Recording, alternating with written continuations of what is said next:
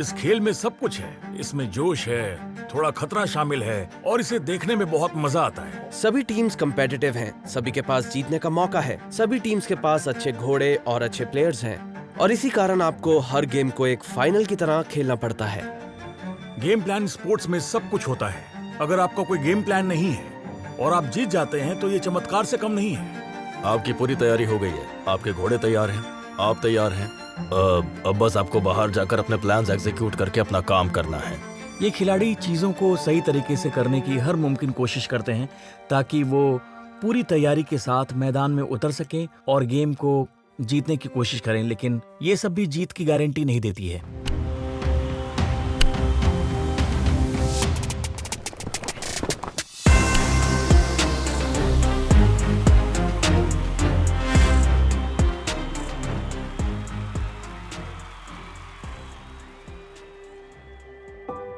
Game की शुरुआत तो मैदान में उतरने से महीनों और कई बार तो सालों पहले ही हो जाती।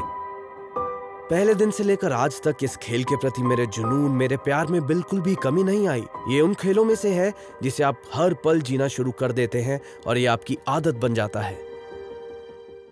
जब आप पोलो सीजन खेलने के लिए आते हैं तो आपको पूरे सीजन की तैयारी करनी होती है। जैसे आप कितने घोड़े अपने साथ लाएंगे, उनमें से कितने घोड़ों का इस्तेमाल करेंगे। मैं इस खिलाड़ी के साथ पहले खेल चुका हूँ, मैं इसके खिलाफ खेलूंगा। अब ये मेरी टीम में है और मेरा साथी दूसरी टीम में है। शायद जो चीजें आपको बाकी खेलों में देखने को नहीं मिलती हैं, वो इस खेल में मिलती हैं। इस खेल में जोश है, थोड़ा सा खतरा है और इसे देखने में बहुत मजा आता है। अगर आप 1920 के अमेरिका को देखें तो ये पोलो का मक्का था, जहाँ फुटबॉल के मैदानों या किसी और खेल के मुकाबले पोलो के मैदान ज्यादा थे।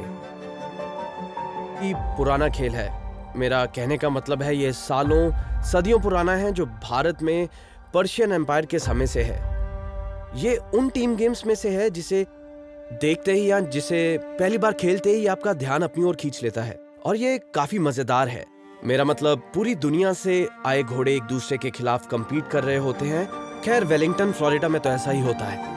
पोलो खिलाड़ी वेलिंगटन फ्लोरिडा में काफी समय से आ रहे हैं, शायद 70s की शुरुआत से, जब पाम बीच पोलो की स्थापना की गई थी और फिर ये दुनिया की पोलो कैपिटल बन गई।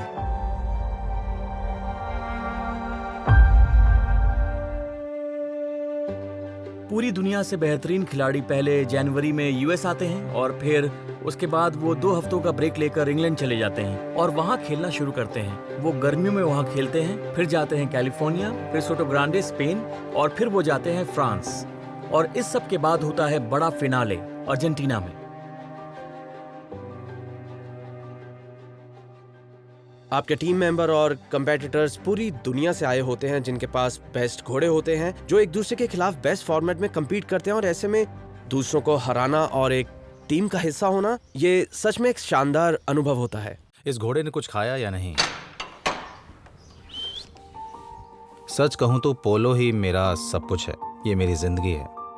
मेरा मतलब मैं पोलो और घोड़ों के बीच में ही बड़ा हुआ। मेरे परिवार की कमाई का जरिया घोड़े ही रहे और इसी कारण हम सब एक अच्छे स्कूल जा पाए, ट्रैवल कर पाए, पैसा कमा पाए और अब पोलो ही मेरे परिवार और मेरे लिए सब कुछ है और हम एक शानदार जीवन जी रहे हैं। तो पोलो के कारण हम लोगों से मिल पाए, काम कर पाए। इस खेल ने मुझे बहुत कुछ दिया है और इसी की वजह से हम काम कर पाए और शानदार जगहों पर घूम पाए। पोलो ही मेरा सब कुछ है। देखा जाए तो पोलो ही मेरी जीवन रेखा है। मेरे 5 भाई बहन हैं और सिर्फ मैंने ही इसे गंभीरता से लिया और इसे खेला। सच कहूं तो मैं बचपन से ही पोलो खेलना चाहता था। शायद जब मैं 5 या 6 साल का था और मैं बस यही करना चाहता था। मैं एक पेशेवर पोलो खिलाड़ी बनना चाहता था और मैं फाइटर जेट्स उड़ाना चाहता था। लेकिन पोलो हमेशा से मेरा प्यार रहा है, आप समझ सकते हैं, है ना? पोलो अभी काफी कॉम्पिटिटिव हो गई है। सभी टीमें एक जैसी चीजें कर रही हैं, सभी कॉम्पिटिटिव हो गई हैं और जीतना चाहती हैं। अभी सभी टीमें 1 या 2 साल पहले से ही तैयारियां शुरू कर देती हैं।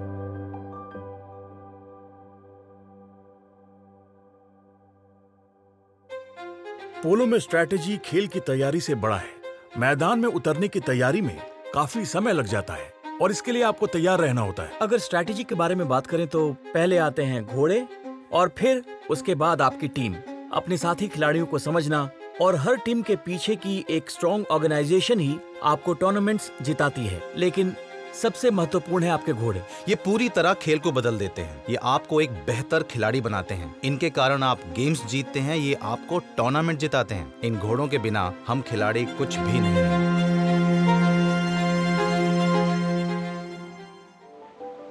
Good sportsmanship is about respect. Respecting your team, respecting your opponent, respecting the game. And now, it's about respecting the environment. US Polo ASSN and 4Ocean are working together to keep our oceans clean. Discover how you can play your part at uspoloassnglobal.com/4Ocean. Live authentically.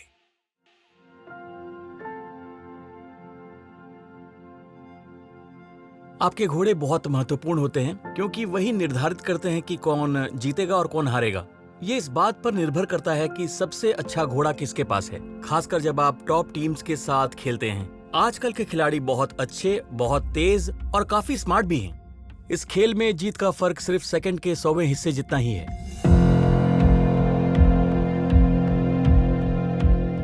मुझे घोड़ों से प्यार है। मुझे लगता है कि सभी इस खेल और जानवरों को बहुत प्यार करते हैं। हम सभी का घोड़ों के साथ बहुत ही अच्छा कनेक्शन है। मैं सच में उनसे बहुत प्यार करता हूँ। मैं इनके लिए काफी जुनूनी हूँ और मुझे उनके साथ अस्तबल में समय बिताना पसंद है। घोड़े ही मेरे लिए सब कुछ हैं। ये मेरे लिए पोलो से भी बढ़कर हैं। मेरा मतलब है कि मैं अपने परिवार से ज्यादा समय अपने घोड़ों के साथ बाहर मैदान में या उन्हें जानने के लिए बिताता हूँ कि मैं उन्हें बेहतर कैसे बना सकता हूँ या मैं कैसे उनकी बेहतर देखभाल कर सकता हूँ और उन्हें मैच के लिए तैयार कर सकता हूँ। एक पोलो गेम में 6 चक्कर्स होते हैं और हर एक चक्कर 7.5 मिनट का होता है। इसलिए आपको 6 चक्कर्स खेलने के लिए कम से कम 6 घोड़ों की जरूरत होती है। अगर वो थक गए तो ये बास्केटबॉल गेम की तरह है जिसमें एक प्लेयर पूरा टाइम नहीं खेलता। आप उन्हें बाहर आने देते हैं और फिर थोड़ा आराम करने देते हैं। पोलो खेल में काफी घोड़ों की जरूरत होती है, खासकर आजकल के खेल में, क्योंकि खिलाड़ी कुछ ही मिनटों बाद अपने घोड़ों को बदल लेते हैं। वो सिंगल चक या 7.5 मिनट में 2, 3 या 4, 5 घोड़े बदल लेते हैं। इसका मतलब आपके पास काफी सारे शानदार घोड़े होने चाहिए। आप सिर्फ 1, 2, 3 या 4 घोड़ों को नहीं बल्कि पूरे अस्तबल को मैनेज कर रहे होते हैं। आपकी कोशिश रहती है कि घोड़े परफेक्ट हालत में हो। आप उन्हें तैयार करने की कोशिश करते हैं। हर एक घोड़ा एक इंडिविजुअल एथलीट है। मेरे लिए तो ये काफी चुनौती भरा है।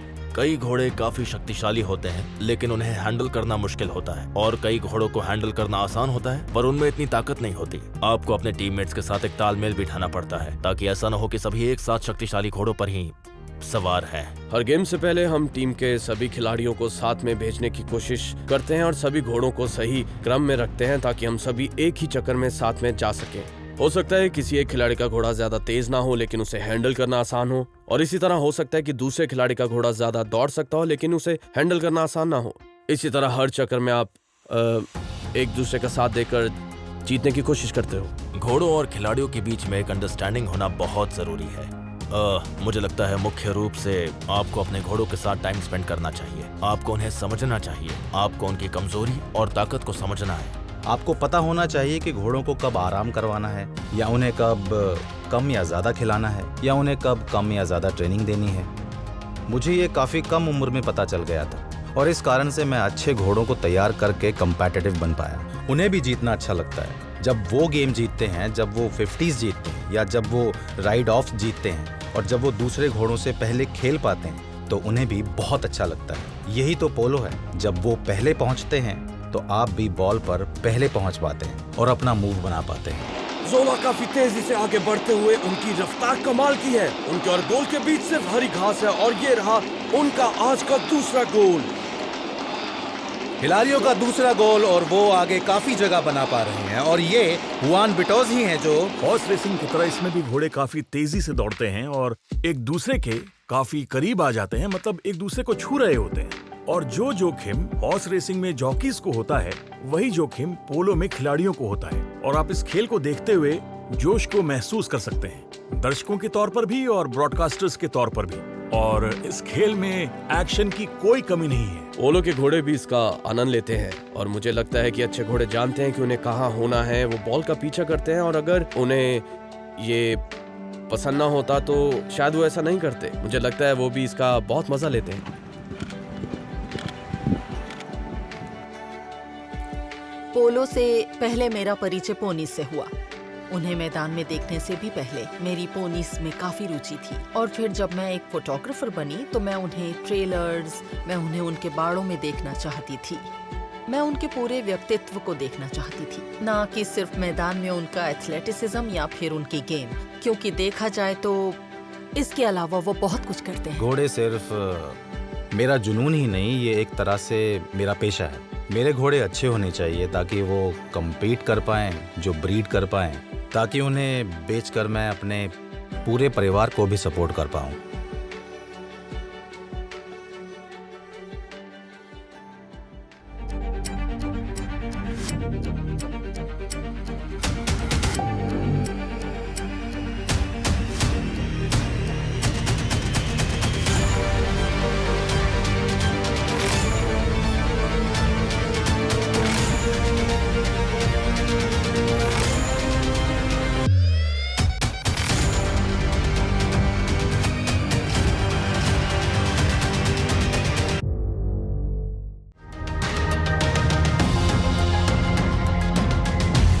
ये काफी दिलचस्प है क्योंकि पोलो में लगातार आपकी टीमें बदलती रहती हैं और आप अलग अलग खिलाड़ियों के साथ खेलते हैं, इसलिए टीम बॉन्डिंग इम्पोर्टेंट है। आपको समझना होगा कि आप किसके साथ अच्छा खेल पा रहे हैं और किसके साथ नहीं खेल पा रहे हैं। तो जब टॉप लेवल के खिलाड़ी अपनी टीम तैयार कर रहे होते हैं, वो ये काम 1 साल पहले ही शुरू कर देते हैं। 2023 का विंटर सीजन खत्म होते ही यहाँ से जाने से पहले शायद 100 में से 99 टीम्स 2024 के सीजन की तैयारी कर चुकी होंगी। टीम बॉन्डिंग बहुत इम्पोर्टेंट है क्योंकि आपको ये जानना होगा कि आपका साथी खिलाड़ी मैदान में क्या करने वाला है। 30 मील की रफ्तार मजाक नहीं है। ये खेल बहुत ही तेज और मजेदार है। इसमें बहुत सारी कम्युनिकेशन बिना कुछ कहे ही हो जाती है।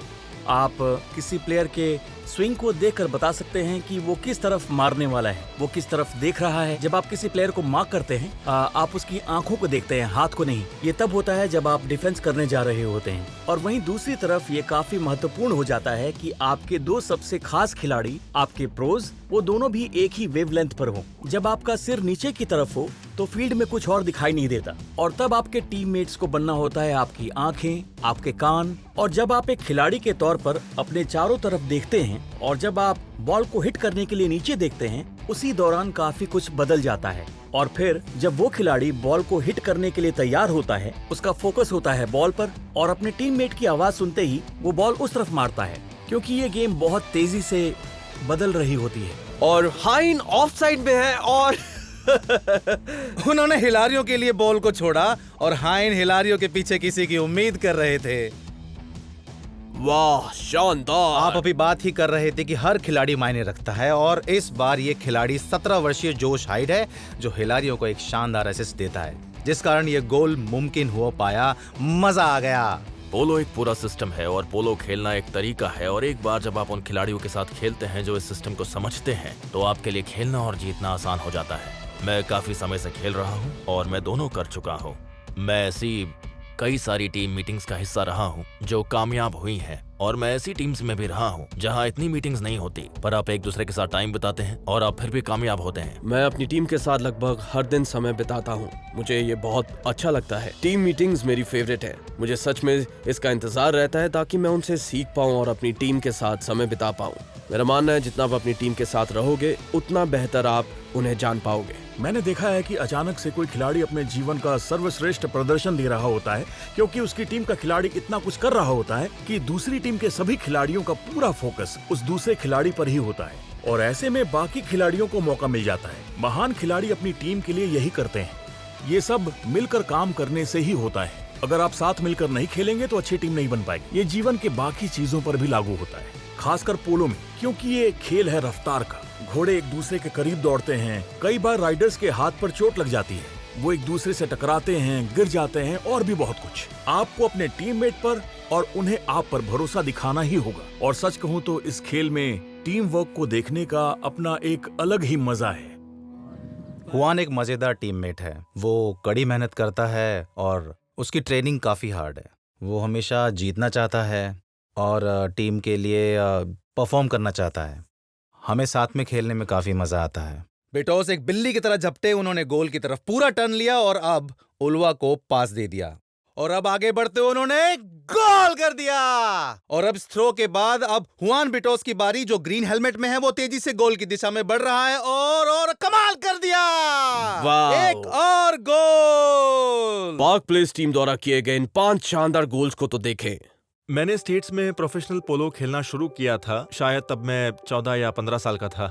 मेरे पापा को हमेशा से ही जानवरों से बहुत प्यार था, इसलिए बचपन में ही मैंने घुड़सवारी शुरू कर दी थी मेरे पापा की वजह से। और इस तरह मैंने अपने मॉम डैड और कजिन्स के साथ ये शुरू किया। लेकिन ये काफ़ी शानदार एक्सपीरियंस था। हम कंट्री साइड के एक फार्म में एक साथ काफ़ी समय बिताया करते थे और मैं अपने परिवार और दोस्तों के साथ मज़े करता था। मेरा बचपन ऐसे ही बीता और सच कहूँ तो वो काफ़ी शानदार था। हुआन ब्रिटोस आसानी से बॉल को खिलाड़ियों के बीच से निकालते हुए। हुआन ब्रिटो की फोटोज लेने में मुझे काफी मजा आता है। वो जब मैदान में होता है तो वो सच में कुछ बहुत ही शानदार और अलग मूव्स करता है। उनमें से एक मूव का तो मैंने उसके नाम पर ही नाम रखा है। मैंने उस मूव को हुआन नाम दिया है, द हुआन। तो इस मूव में वो क्या करता है कि वो शॉट के लिए अपने घोड़े की गर्दन पर झुकता है। सच कहूँ तो वो घोड़े की गर्दन से लटक ही रहा होता है, लेकिन वो गिरता नहीं है। वो बहुत ही शानदार मूव है। बहुत सारे अच्छे खिलाड़ी हैं जो काफ़ी अच्छी टीमों का हिस्सा हैं और ये खेल काफ़ी कम्पिटिटिव है, तो आपको कोशिश करते रहना होगा और बेहतर होना होगा।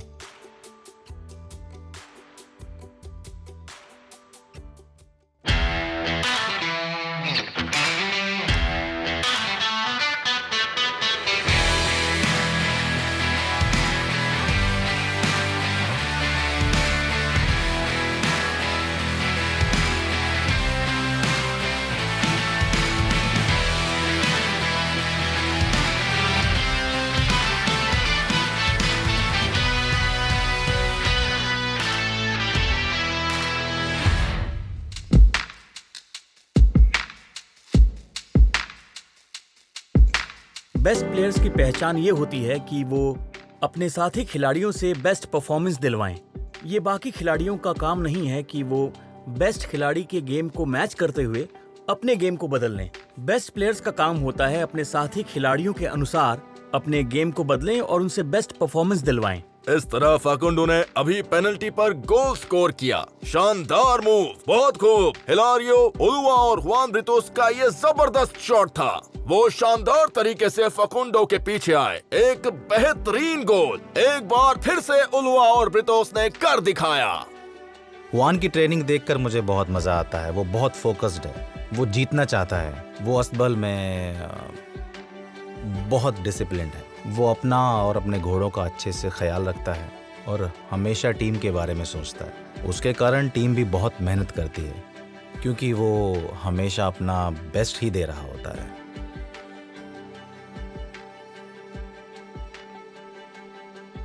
हर एक तस्वीर अलग होती है, लेकिन जब मैं घर जाकर उन्हें अपने मॉनिटर पर देखती हूँ तो कई बार तो मैं खुद हैरान हो जाती हूँ। और एक तस्वीर में हुआन बहुत ही ज्यादा खुश था और हंसकर दर्शकों का अभिवादन कर रहा था। वहीं बाकी खिलाड़ी काफी गंभीर दिख रहे थे। ये ऐसा था जैसे हुआन को इस बारे में बताया नहीं गया था कि उसे भी गंभीर दिखना है और कम हंसना है। ये देखने में काफी मजेदार और सभी के लिए अच्छी चीज है। मैंने ध्यान दिया है कि वो एक आम इंसान के मुकाबले ज्यादा मुस्कुराता है और मैदान से बाहर आने के बाद भी वो मुस्कुराता रहता है और लोगों के गले लगता है। वो सभी से काफी अच्छे से गले मिलता है और अपने कैमरे के साथ उसे फॉलो करते समय मुझे पता होता है कि मुझे कुछ शानदार और भावुक तस्वीरें मिलने वाली हैं और सच में उसे देखना एक शानदार अनुभव होता है।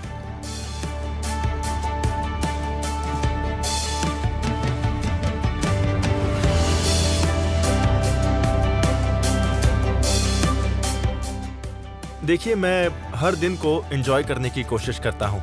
इस तरह के जीवन को जीना और एक पोलो प्लेयर बनना मेरे जीवन का सपना था। मुझे बचपन से यही बनना था। तो मैं हर दिन मज़े करता हूँ जैसे ये मेरा पहला और आखिरी दिन होने वाला है। मुझे अस्तबल में आना और घोड़ों के साथ टाइम स्पेंड करना बहुत अच्छा लगता है। मैं अपना सपना जी रहा हूँ।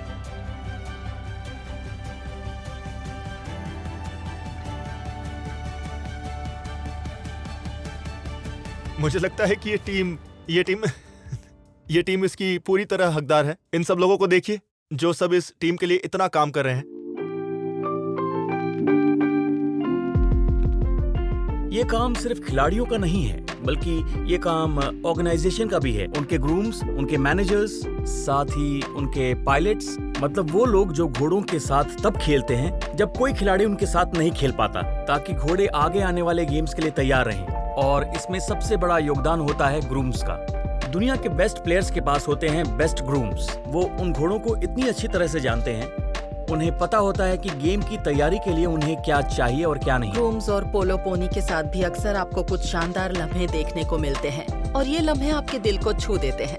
ऐसे शानदार लम्हों की तस्वीरें ना होना और उन्हें आप सबके साथ शेयर ना कर पाना काफी दुखद होगा, क्योंकि फिर लोग इन शानदार लम्हों के बारे में कभी जान नहीं पाएंगे।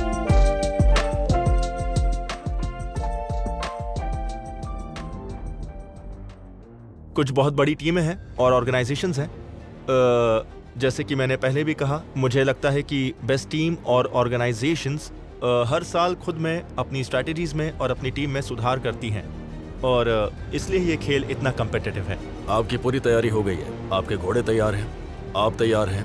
अब बस आपको बाहर जाकर अपने प्लान्स एग्जीक्यूट करके अपना काम करना है। आप अपने आप को तैयार करते हैं, आप हर चीज सही तरीके से करते हैं, अच्छा खाते हैं, टाइम पर सोते हैं, ट्रेन करते हैं, आप घुड़सवारी करते हैं, स्टिक और बॉल से प्रैक्टिस करते हैं और आप अपना 100% देते हैं। फिर हार और जीत ये तो आपके हाथ में नहीं है। ऐसा कैसे हो सकता है कि आपने शानदार स्ट्रैटेजी बनाई है और आपने हर मुमकिन कोशिश की है फिर भी हार जाएं?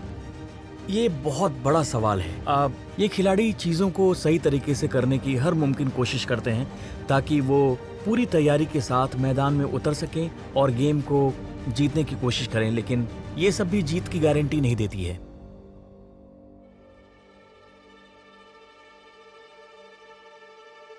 द वेस्टचेस्टर कप पोलो की सबसे पुरानी राइवलरी है। इसकी शुरुआत हुई थी 1886 में। इससे बेहतर शुरुआत हो ही नहीं सकती थी। ये बस ऐसा है कि मैं वहाँ जाकर इसे जीतना चाहता हूँ और इसे भी अपनी कामयाबियों की सूची में शामिल करना चाहता हूँ। हर कोई यही चाहता है। ये एक वाइट विल की तरह है। उन्होंने इसे कभी नहीं जीता है और शायद ये उनका आखिरी मौका भी है। और फिर बारी आती है सबसे बड़े सितारे की, द गॉन्टलेट। मुझे लगता है कि ये गॉन्टलेट ये बहुत ही टफ सीजन है, क्योंकि इसमें 3 टूर्नामेंट्स होते हैं जहां दुनिया के बेहतरीन खिलाड़ी हिस्सा लेते हैं, जो सर्दियों के दौरान वेलिंगटन, फ्लोरिडा में जमा होते हैं। और ये है पोलो का केंद्र बिंदु। अडोल्फो कैम्बियासो, उनका कहना ही क्या, वो है सबसे बड़े खिलाड़ी। काफी तेजी से आगे बढ़ते हुए कैम्बियासो गोल करने की कोशिश कर रहा है और ओशोआ बिल्कुल उसके साथ ही होता है। ये दृश्य किसी हॉलीवुड की फिल्म से कम नहीं है। मुझे लगता है जैसे मैं किसी मूवी में हूँ, क्योंकि मैं अपना सपना जी रहा हूँ। क्या खंबासियों की स्टिक एक बार फिर से अपना जादू दिखा पाएगी? 7 सेकंड, 5 सेकंड, क्या वो गोल कर पाएंगे?